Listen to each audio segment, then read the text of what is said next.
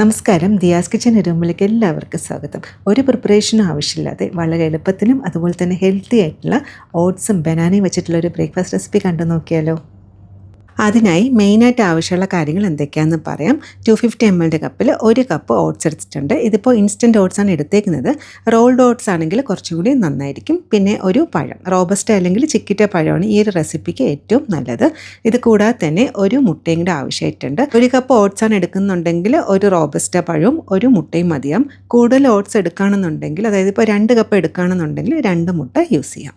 അടുത്തായിട്ട് ഇതെല്ലാം കൂടി നന്നായിട്ടൊന്ന് അടിച്ചെടുക്കണം. അതിന് വേണ്ടിയിട്ട് ഒരു ബ്ലെൻഡറിലോട്ട് എടുത്ത് വെച്ചേക്കുന്ന ഓട്സ് ചേർത്തെടുക്കാം. കൂടെ തന്നെ പഴം കട്ട് ചെയ്തെടുത്തിട്ടുണ്ട്. വലിയ പഴം ആയതുകൊണ്ട് തന്നെ ഞാൻ കുറച്ച് പഴം ഒന്ന് ഗാർണിഷ് ചെയ്യാനായിട്ട് മാറ്റി വെച്ചിട്ടുണ്ട്.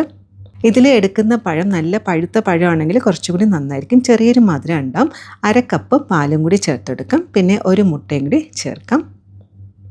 2 കപ്പ് ഓട്സ് എടുക്കുകയാണെന്നുണ്ടെങ്കിൽ 2 മുട്ട ചേർക്കണേ. 1/4 ടീസ്പൂൺ സിന്നമൺ പൗഡർ, അതായത് കറുവപ്പട്ട പൊടിച്ചതാണ്. അപ്പോൾ ഇതിൻ്റെ ഫ്ലേവർ ഇഷ്ടമാണെങ്കിൽ ചേർക്കുക. ഇത് ചേർത്താൽ കുറച്ചും കൂടി ടേസ്റ്റി ആയിരിക്കും. നിർബന്ധമില്ല കേട്ടോ ചേർക്കണം എന്ന്. 1/2 ടീസ്പൂൺ വാനില എസൻസും കൂടി ചേർത്ത് കൊടുക്കാം. വാനില എസൻസ് ഇല്ലാന്നുണ്ടെങ്കിൽ ഏലം പൊടിച്ചത് ചേർത്താലും മതിയാകും. ആവശ്യത്തിന് ഉപ്പും കൂടി ചേർത്തതിന് ശേഷം നന്നായിട്ടൊന്ന് അടിച്ചെടുക്കാം. അടിച്ചെടുത്തത് ഒരു ബൗളിലോട്ട് മാറ്റിയിട്ടുണ്ട്. ഈ ഒരു ബാറ്ററിൻ്റെ കൺസിസ്റ്റൻസി എന്ന് പറയുന്നത് ദോശമാവിനെക്കാട്ടിലും കുറച്ചും കൂടി കട്ടിയായിട്ടിരിക്കണം. ഈ ഒരു കൺസിസ്റ്റൻസിയാണ് ആകേണ്ടത്. നന്നായിട്ട് അരച്ചെടുക്കേണ്ട ആവശ്യമില്ല. ജസ്റ്റ് എല്ലാം കൂടി ഒന്ന് ബ്ലെൻഡ് ചെയ്തെടുത്താൽ മതിയാകും. അപ്പോൾ ഇതിൽ തന്നെ പഴം ചെറുതായിട്ട് കാണാനായിട്ട് സാധിക്കുന്നുണ്ട് അല്ലേ. അപ്പോൾ ശരിക്കും ഈ ഒരു റെസിപ്പിയിൽ നമുക്ക് നല്ല പഴുത്ത പഴമാണെന്നുണ്ടെങ്കിൽ ഇങ്ങനെ അടിച്ചെടുക്കേണ്ട ആവശ്യമില്ല. ജസ്റ്റ് ഫോർക്ക് വെച്ചിട്ട് ഉടച്ച് ചേർത്താലും മതിയാകും. ഇത് ഓപ്ഷനിലാണ്, വേണമെങ്കിൽ മാത്രം ചേർത്താൽ മതിയാവും. 1/4 ടീസ്പൂൺ ബേക്കിംഗ് പൗഡർ, സോഡാപ്പൊടിയല്ല, ബേക്കിംഗ് പൗഡർ, നമ്മൾ കേക്കൊക്കെ തയ്യാറാക്കാനായിട്ട് എടുക്കുന്ന ബേക്കിംഗ് പൗഡറില്ലേ, അതും കൂടി ചേർത്തെടുക്കാം. അപ്പോൾ അത് കൂടി പോകേണ്ട, ഒരു 1/4 ടീസ്പൂൺ തന്നെ മതിയാവും. ഇനി ഇതെല്ലാം കൂടി നന്നായിട്ടൊന്ന് മിക്സ് ആക്കി എടുക്കാം. ബാറ്ററിൻ്റെ കൺസിസ്റ്റൻസി ഇതായിരിക്കണേ. കുറച്ച് കട്ടിയായി തോന്നുകയാണെങ്കിൽ 1-2 സ്പൂണും പാലും കൂടി ഒഴിച്ചിട്ട് ഇതുപോലെ നന്നായിട്ടൊന്ന് മിക്സ് ആക്കി എടുക്കുക. അങ്ങനെ ബാറ്റർ റെഡി ആയിട്ടുണ്ട്. ഇനി റെസ്റ്റ് ചെയ്യേണ്ട ആവശ്യമൊന്നുമില്ല. ഇനി അടുത്തായിട്ട് നമുക്ക് പാൻ കേക്ക് തയ്യാറാക്കി തുടങ്ങാം.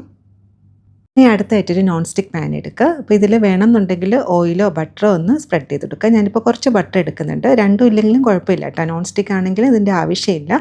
പക്ഷേ ബട്ടർ ചേർക്കുകയാണെങ്കിൽ കുറച്ചും കൂടി ടേസ്റ്റി ആയിരിക്കും. ഇനി റെഡിയാക്കി വെച്ചേക്കുന്ന മാവ് ഒന്നും കൂടി നന്നായിട്ടൊന്ന് മിക്സ് ആക്കിയതിന് ശേഷം ഇതുപോലെ ഒഴിച്ചു കൊടുക്കുക. അപ്പോൾ ഇതിങ്ങനെ ഒത്തിരി അങ്ങ് നിരത്തണ്ട, ജസ്റ്റ് ഒന്ന് കട്ടിയായിട്ടിരിക്കുന്ന രീതിയിലാണ് മാവ് ഒഴിക്കേണ്ടത്.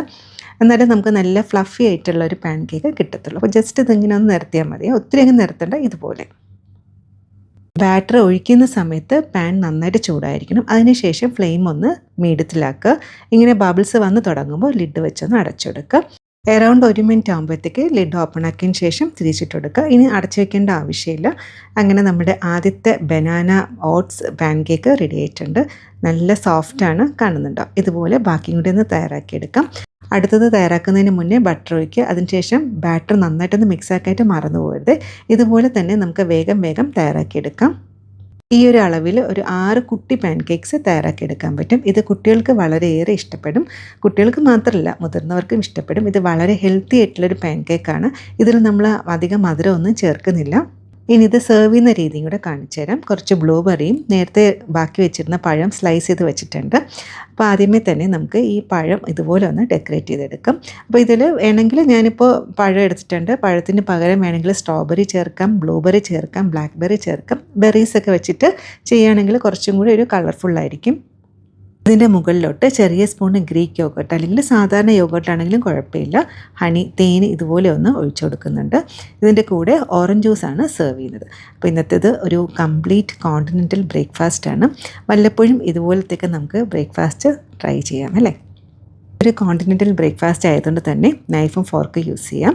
ഇതുപോലെ കട്ട് ചെയ്തതിന് ശേഷം നമ്മൾ എടുത്ത് വെച്ചേക്കുന്ന ഗ്രീക്ക് യോഗർട്ട് ചെറുതായിട്ടൊന്ന് ഡിപ്പ് ചെയ്ത് കഴിച്ചു നോക്കുക. അടിപൊളി ബ്രേക്ക്ഫാസ്റ്റാണ്, എല്ലാവർക്കും ഇഷ്ടപ്പെടും. ഇത് കുട്ടികൾക്ക് വളരെയേറെ ഇഷ്ടപ്പെടുന്ന ഒരു ബ്രേക്ക്ഫാസ്റ്റാണ്. കുട്ടികൾക്ക് മാത്രമല്ല കേട്ടോ, നമുക്ക് വല്ലപ്പോഴും ഇതുപോലത്തേക്ക് കോണ്ടിനെൻ്റൽ ബ്രേക്ക്ഫാസ്റ്റ് വീട്ടിൽ ട്രൈ ചെയ്തിട്ട് സമാധാനമായിട്ട് കഴിക്കാം.